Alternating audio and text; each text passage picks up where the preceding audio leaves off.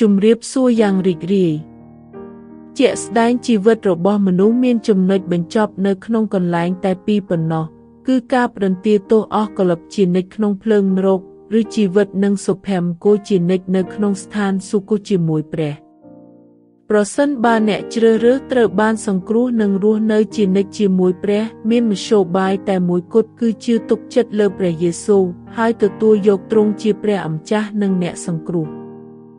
សូមនិយាយពាក្យទាំងនេះដោយស្មោះត្រង់ព្រះយេស៊ូវថ្ងៃនេះខ្ញុំជឿនឹងទទួលយកទ្រង់ជាព្រះនិងអ្នកសង្គ្រោះរបស់ខ្ញុំសូមចូលក្នុងបេះដូងខ្ញុំនិងដឹកនាំខ្ញុំទៅតាមផ្លូវរបស់អង្គអាមែន